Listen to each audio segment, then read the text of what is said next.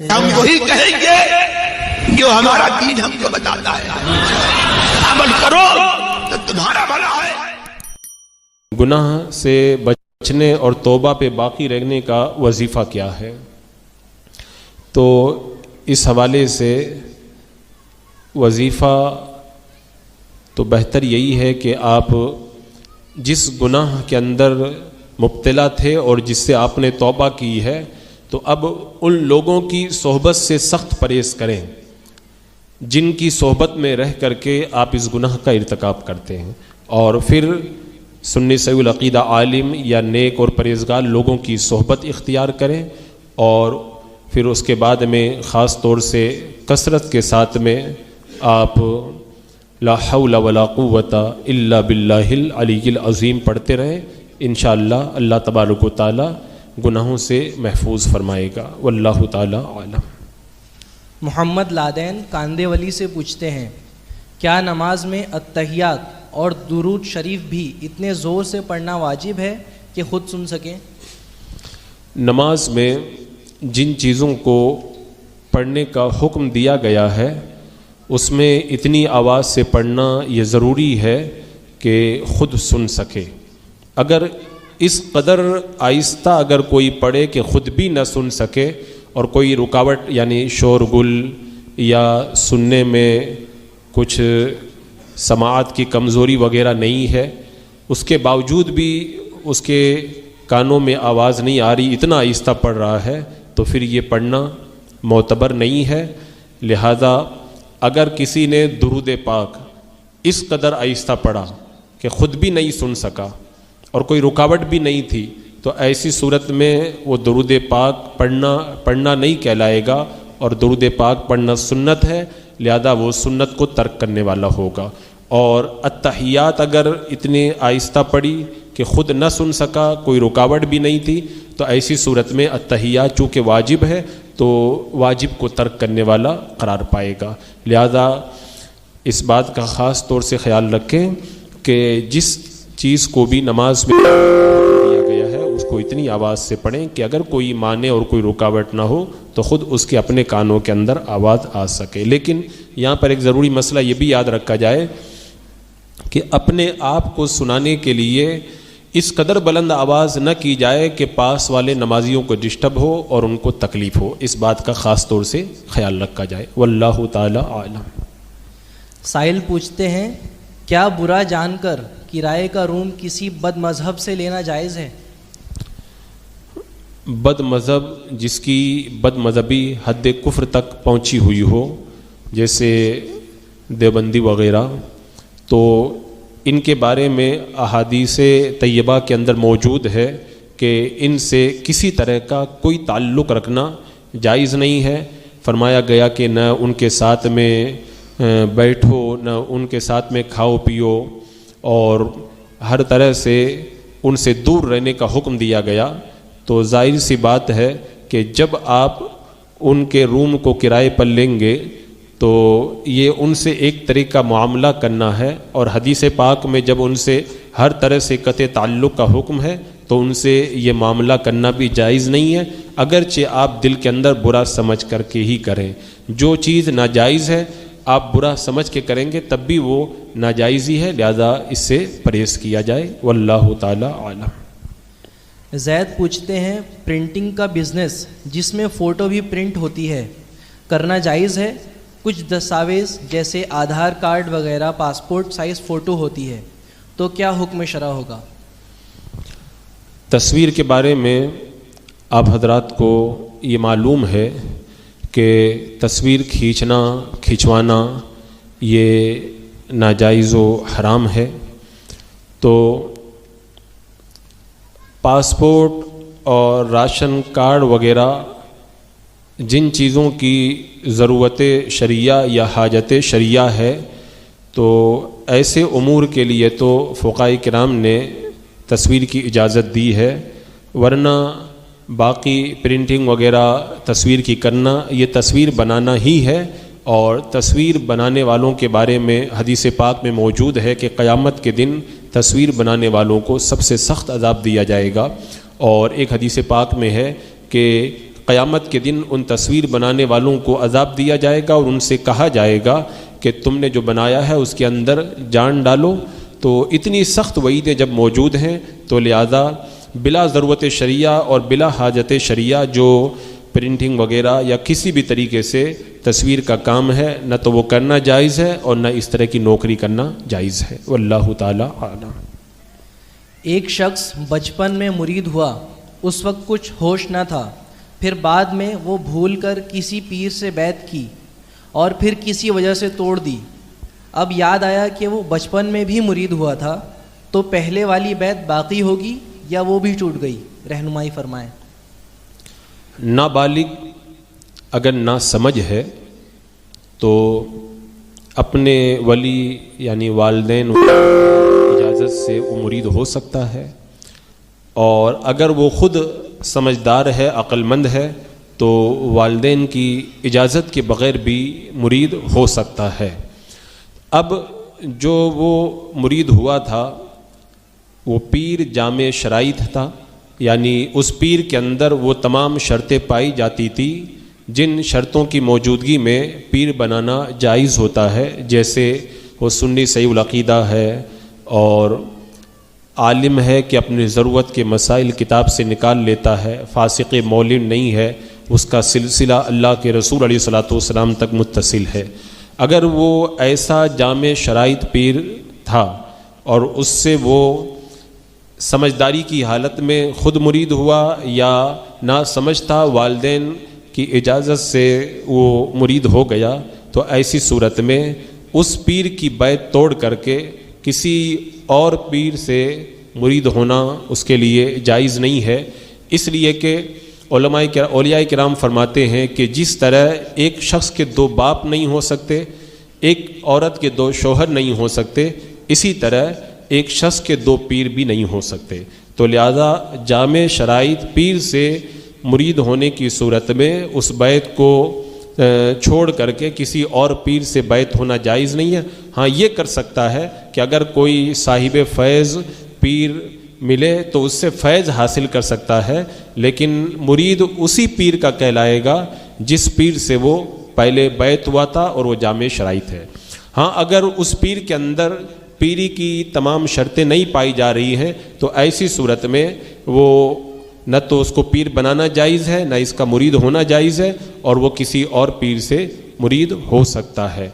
اب چونکہ یہ بھول گیا تھا اور اسے یاد نہیں تھا، جب یاد آیا اور اس کی ارادت دل کا لگاؤ اسی پیر کے ساتھ میں باقی ہے اور وہ پیر تمام شرطوں کا جامع ہے، تو ایسی صورت میں یہ اسی پیر کا مرید کہلائے گا. واللہ تعالی اعلم.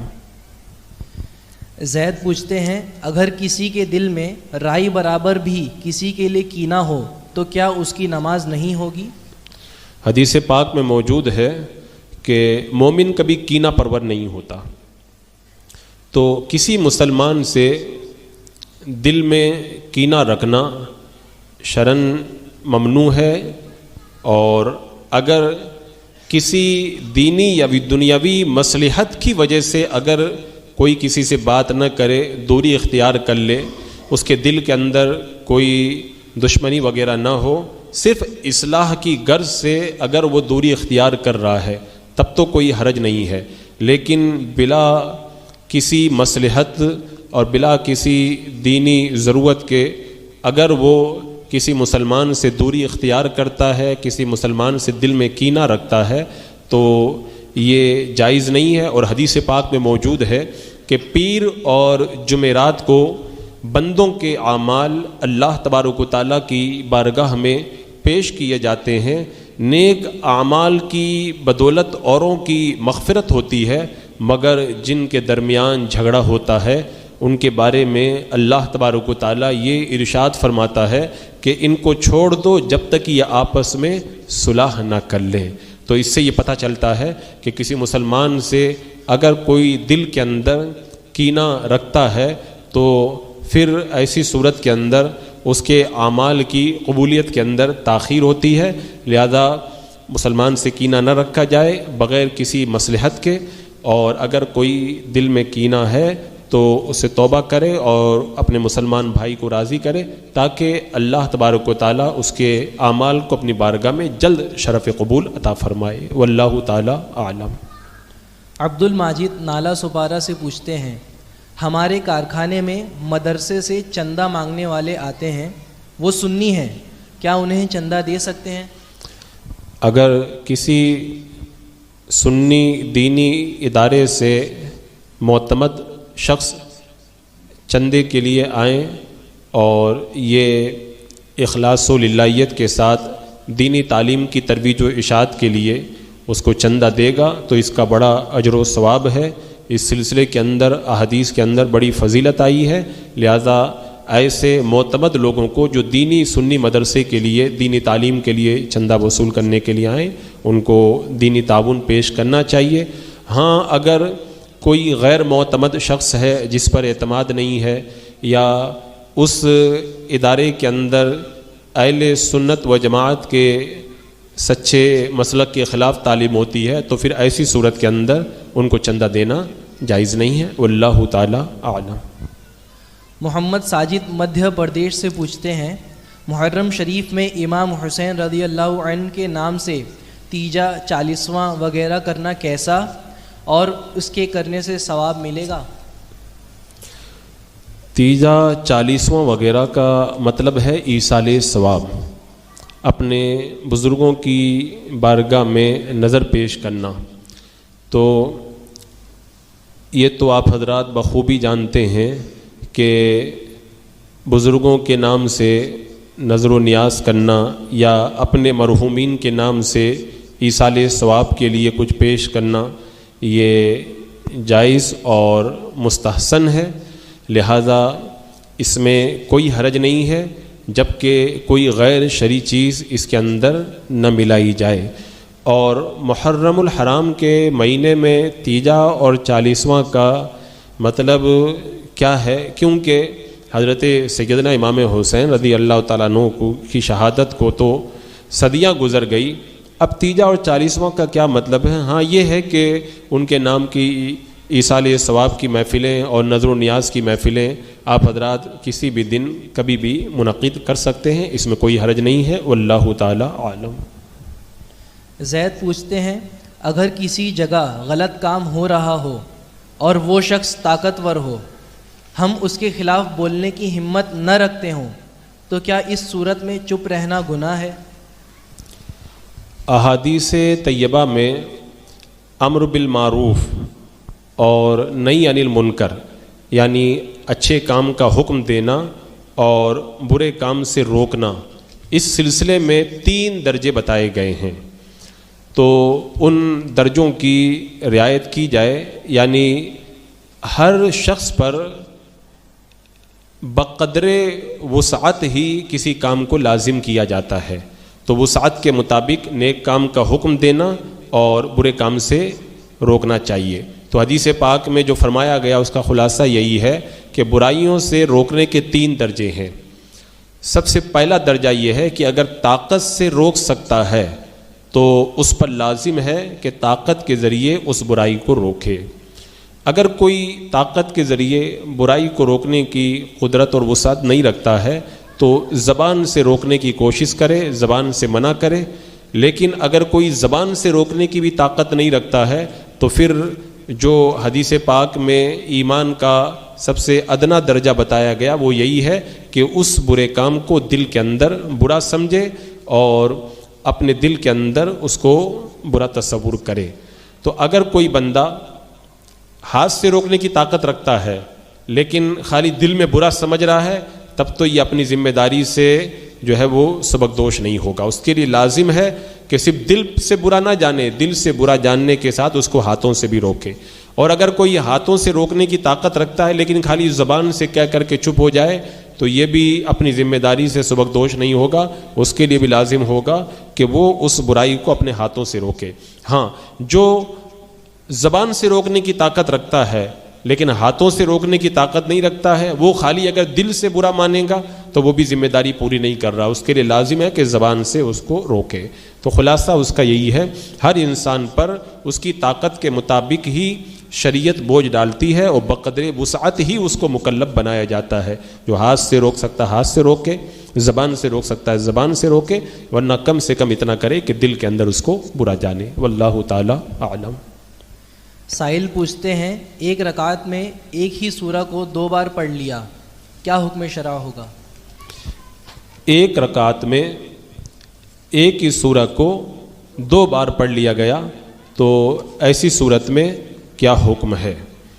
تو اس سلسلے کے اندر جو اس سے پہلے والی مجلس کے اندر میں نے مسائل بتائے تھے, وہاں پر میں نے بتایا تھا کہ فرض کی ایک رکعت میں 2 سورت نہ پڑھے.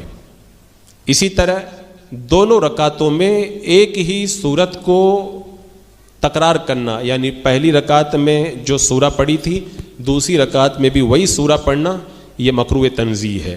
لیکن جب کوئی مجبوری ہو, یعنی ایک ہی سورہ یاد ہے یا پہلی رکعت میں سورہ ناس پڑھ دی تو اب مجبوراً دوسری رکعت میں بھی سورہ ناس پڑھنا پڑے گا, تو ایسی صورت میں تو جائز ہے. لیکن اگر کوئی مجبوری نہ ہو تو پھر دونوں رکعتوں میں ایک ہی سورت کی تکرار یہ مکروہ ہے. اسی طرح نوافل کی دونوں رکعتوں میں ایک سورہ کو آپ بار بار پڑھ سکتے ہیں, اس میں کوئی حرج نہیں ہے. یا ایک رکعت میں اسی سورت کو اگر نوافل میں بار بار پڑھیں گے تب بھی کوئی کراہت نہیں ہے. خالی فرض کے اندر اس کو دوبارہ نہیں پڑھنا چاہیے, نوافل کے اندر پڑھ سکتے ہیں. واللہ تعالی اعلم. زید کو پیشاب کرنے کے بعد قطرے آتے ہیں, کوئی وظیفہ عنایت فرما دیں. پیشاب کرنے کے بعد میں قطرے آتے ہیں, اس کے لیے انہوں نے وظیفہ طلب کیا ہے. ان کو چاہیے کہ روزانہ 111 مرتبہ آیات شفا پڑھا کریں, یعنی قرآن میں جو شفا والی آیتیں ہیں ان سب کو روزانہ 111 بار پڑھیں. جیسے وہ جو آیات شفا ہیں, وَيَشْفِ صُدُورَ قَوْمٍ مُؤْمِنِينَ وَشِفَاءٌ لِمَا فِي الصُّدُورِ وَإِذَا مَرِضْتُ فَهُوَ يَشْفِينِ قُلْ هُوَ لِلَّذِينَ آمَنُوا هُدًى وَشِفَاءٌ وَنُنَزِّلُ مِنَ الْقُرْآنِ مَا هُوَ شِفَاءٌ وَرَحْمَةٌ يَخْرُجُ مِن بُطُونِهَا شَرَابٌ مُخْتَلِفٌ أَلْوَانُهُ فِيهِ شِفَاءٌ لِلنَّاسِ. یہ آیات شفا ہیں جو پورے قرآن سے اخذ کی گئی ہیں. ان آیات کو روزانہ 111 مرتبہ پڑھیں, انشاءاللہ ہر بیماری سے اللہ تعالیٰ شفا عطا فرمائے گا. اور ایک بہت بڑا پیارا وظیفہ ہے, اگر اس کو وہ کریں تو انشاءاللہ کئی بیماریوں سے انہیں نجات ملے گی. ہر نماز کے بعد تسبیح فاطمہ کو لازم کر لیں اپنے اوپر, یعنی 33 مرتبہ سبحان اللہ, 33 مرتبہ الحمدللہ اور 34 مرتبہ اللہ اکبر دل لگا کر کے ہر نماز کے بعد پڑھیں. اور اس کو تسبیح کے دانوں پر پڑھنے کے بجائے اپنی انگلیوں کے پوروں پر گنیں. تو اس طرح اگر وہ پابندی کے ساتھ میں ہر نماز کے بعد تسبیح فاطمہ پڑھیں گے تو انشاءاللہ اللہ تبارک و تعالی ان تمام بیماریوں سے انہیں نجات عطا فرمائے گا. واللہ تعالی اعلم. تسبیح فاطمہ نماز کو مکمل کرنے کے بعد میں پڑھا جائے. کسی بد مذہب کو جہنمی کہنا کیسا ہے؟ کچھ لوگ کہتے ہیں کہ ہم لوگ فیصلہ سنانے والے کوئی نہیں ہیں. اچھا, بد مذہب کا معنی کیا ہوتا ہے اس کو آپ حضرات سمجھ لیں. بد مذہب سے مراد یہ ہے کہ جو عقائد اہل سنت میں سے کسی کے خلاف کرے اسے کہتے ہیں بد مذہب, اور جو ضروریات دین میں سے کسی چیز کا انکار کرے وہ کافر ہوتا ہے. تو اگر بد مذہب ایسا ہے جس کی بد مذہبی حد کفر تک پہنچی ہوئی ہے, جیسے آج کل کے دیوبندی وغیرہ, تو جب بد مذہبی حد کفر تک پہنچی ہے تو وہ کافر ہیں, اور جب کافر ہیں تو انہیں جہنمی کہہ سکتے ہیں. آپ حضرات خود سنتے ہیں کہ اعلیٰ حضرت رضی اللہ تعالیٰ عنہ نے جو ہدایت کے بخشش کے اندر فرمایا کہ تجھ سے اور جنت سے کیا مطلب, وہاں بھی دور ہو, ہم رسول اللہ کے جنت رسول اللہ کی. تو جنت سے دور ہونے کا مطلب یہی ہوا کہ وہ جہنمی ہے. اور خود اللہ تبارک و تعالیٰ نے بھی قرآن مقدس میں ارشاد فرمایا ان الذین کفروا من اہل الکتاب والمشرکین فی نار جہنم.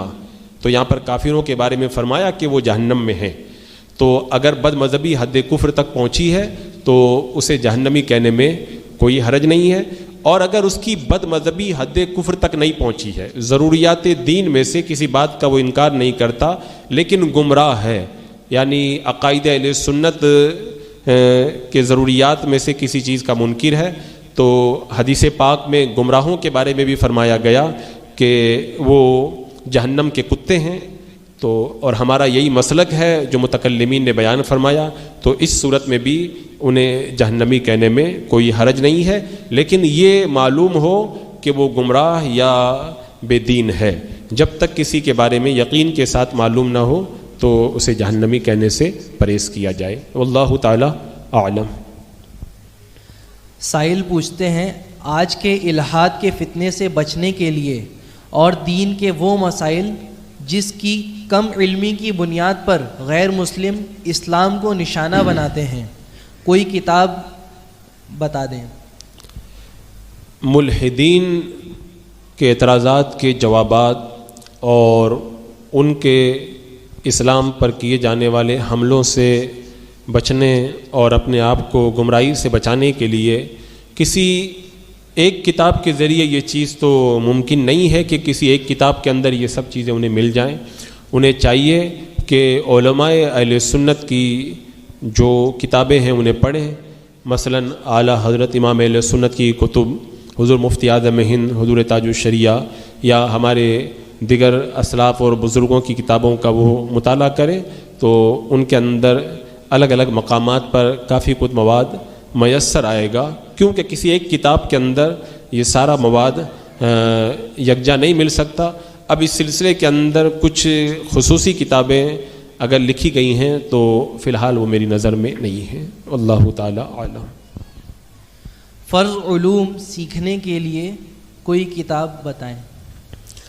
فرض علوم یعنی ایک مکلف کے لیے طہارت کے مسائل، نماز کے مسائل اور دیگر جو اس کے اوپر احکامات ہیں، ان مسائل کو جاننے کے لیے اگر مختصراً کوئی کتاب اگر پڑھنا چاہیں تو فقیہ ملت علامہ مفتی جلال الدین علیہ رحمہ کی کتاب انوار شریعت مفید ہے، اور اگر کچھ تفصیل کے ساتھ پڑھنا چاہیں تو قانون شریعت جو قاضی شمس الدین علیہ رحمہ کی لکھی ہوئی ہے اس کا مطالعہ کیا جائے.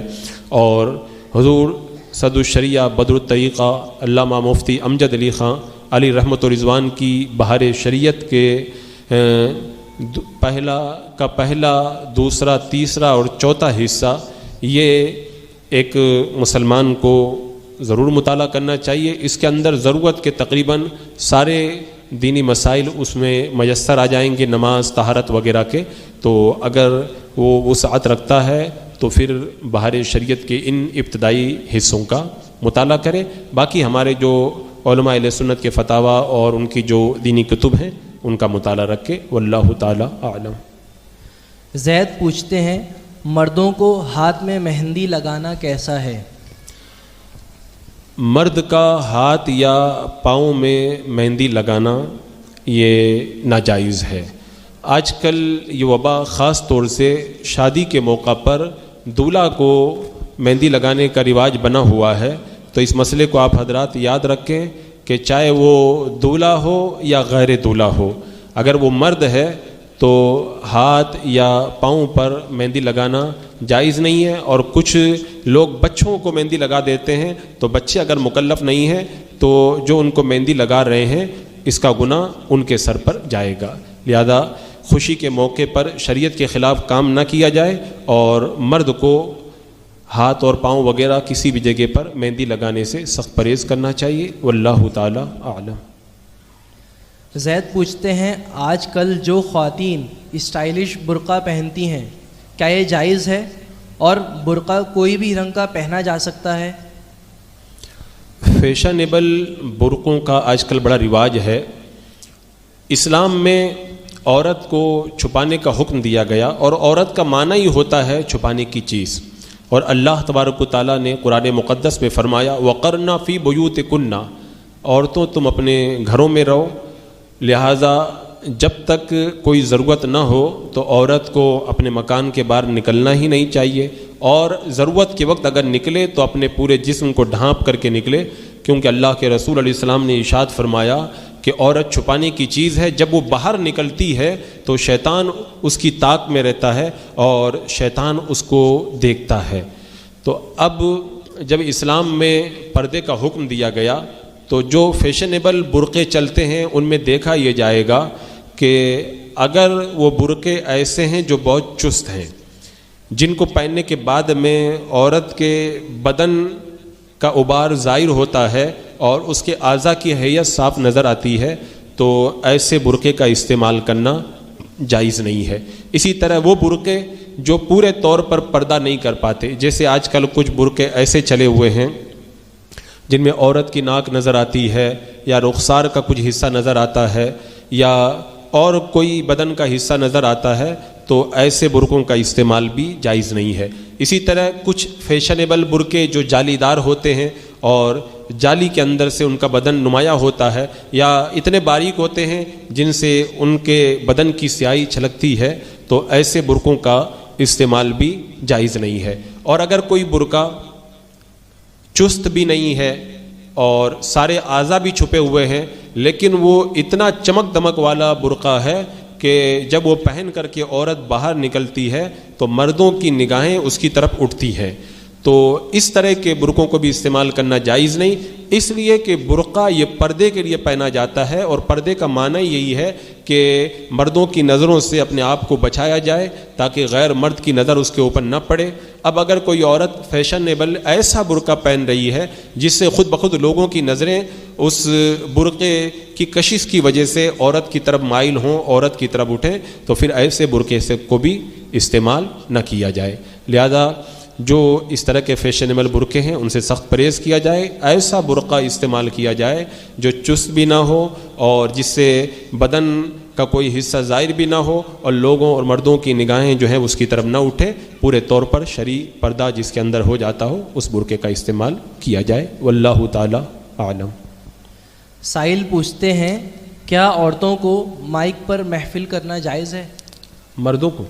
عورتوں کو اچھا، مائک پر عورتوں کو مائک پر محفل کرنا، جس طرح عورت کو چھپانے کا حکم ہے ایسے ہی عورت کی آواز بھی عورت ہے، یعنی غیر مردوں تک عورت کی آواز نہ پہنچے، اس بات کا اہتمام ہونا چاہیے۔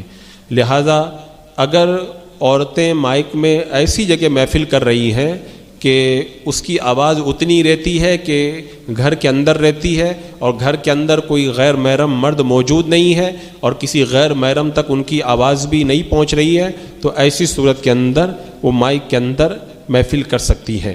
لیکن اگر گھر میں کوئی غیر محرم موجود ہے، اس کے کانوں تک آواز پہنچے یا مائک کی آواز اتنی ہے کہ باہر جاتی ہے اور غیر محرموں کے کانوں تک وہ آواز پہنچتی ہے، اور اس بات کا زیادہ تر اندیشہ موجود ہے، لہذا عورتوں کو مائک کا استعمال اس طور پر نہیں کرنا چاہیے کہ غیر مردوں تک ان کی آواز پہنچے، بلکہ اگر وہ محفل کرنا چاہتی ہیں تو اس طور پر محفل کریں کہ ان کی آواز عورتوں تک محدود رہے اور کسی اور کے کانوں میں نہ پہنچے۔ واللہ تعالی اعلم۔ اللہ تعالیٰ کو اوپر والا کہنا کیسا ہے؟ عام طور پر لوگ جو اللہ تعالیٰ کو اوپر والا کہتے ہیں تو اس سے مراد ہوتا ہے بلندی اور برتری، تو بلندی اور برتری کے معنی میں اللہ تبارک و تعالیٰ کو اگر کوئی اوپر والا کہتا ہے تب بھی یہ ناجائز ہے، اور عام طور پر چونکہ لوگوں کی مراد یہی ہوتی ہے لہذا اسے کفر نہیں کہا جائے گا۔ ہاں اگر معاذ اللہ کوئی اللہ تعالیٰ کو اوپر والا کہے اور اس کی نیت یہ ہو کہ اللہ تعالیٰ اوپر ہے، اوپر کی جہت میں محدود ہے، تو پھر اس طرح اللہ تبارک و تعالیٰ کو اوپر والا کہنا یہ کفر ہے اور ایسا کہنے والا کافر ہو جائے گا۔ لیکن ایک مسلمان کے بارے میں حسن ظن رکھنا یہ واجب ہے، لہذا کوئی اللہ تعالیٰ کو اوپر والا کہتا ہے تو ہم اس کے کلام کو اچھے محمل پر محمول کریں گے اور یہی مراد لیں گے کہ اس کی مراد ہے اللہ تعالیٰ بلند اور برتر ہے، تو اس کو منع کیا جائے گا کہ اللہ تعالیٰ کو اوپر والا نہ کہا جائے اور اس کو کہنے سے سخت پرہیز کیا جائے۔ واللہ تعالی عالم۔ زید پوچھتے ہیں نماز میں ایک بار سورہ فاتحہ پڑھ لینے کے بعد جب دوسری سورہ ملانے کے لیے بسم اللہ شریف پڑھے، پھر ذہن میں آیا کہ سورہ فاتحہ نہیں پڑھی ہے، دوبارہ پڑھ لی، تو سجدہ سہو واجب ہوگا یا نماز ہو جائے گی؟ اچھا، اس سلسلے میں 2-3 مسائل ہیں، آپ حضرات اگر ان کو اپنے ذہن میں بٹھا لیں گے تو اس سوال کا جواب بڑے اچھے طریقے سے آپ کو یاد ہو جائے گا۔ سورہ ملانے سے پہلے الحمد شریف کو اگر کوئی 2 بار پڑھ لے تو سجدہ سہو واجب ہے، الحمد شریف کو ایک بار پڑھا اور پھر ایک بار اور پڑھا، بعد میں سورہ ملائی. تو سورہ ملانے سے پہلے اگر سورہ فاتحہ کو کوئی 2 بار پڑھ لے تو ایسی صورت میں سجدہ سہو واجب ہے. اور اگر کوئی الحمد شریف پڑھنے کے بعد سورہ پڑھ لے، اس کے بعد پھر ایک بار اور سورہ فاتحہ پڑھ لے تو سجدہ سہو واجب نہیں ہے. مسئلہ آپ حضرات سمجھ گئے؟ سورہ ملانے سے پہلے 2 مرتبہ اگر سورہ فاتحہ پڑھ لیں گے تو سجدہ سہو واجب ہو جائے گا. سورہ فاتحہ پڑھنے کے بعد سورہ پڑھ لی، اس کے بعد میں ایک بار الحمد شریف پھر پڑھ لی تو سجدہ سہو واجب نہیں ہوگا. تو نفل، سنت اور وتر کی کسی بھی رکعت میں سورہ ملانے سے پہلے الحمد کو اگر کوئی 2 بار پڑھ لے گا تو اس پر سجدہ سہو کرنا واجب ہے. واللہ تعالی عالم. کسی درخت کو ناپاک پانی سے سینچا جائے تو اس درخت کا پھل کھانا کیسا ہے؟ اگر درخت کو ناپاک پانی سے سینچا گیا ہے تو وہ پانی تو درخت میں چلا گیا، پھل کے اندر اس کا اثر نہیں پہنچتا، تو اس طرح کے پھل کو کھانے میں کوئی حرج نہیں ہے. لیکن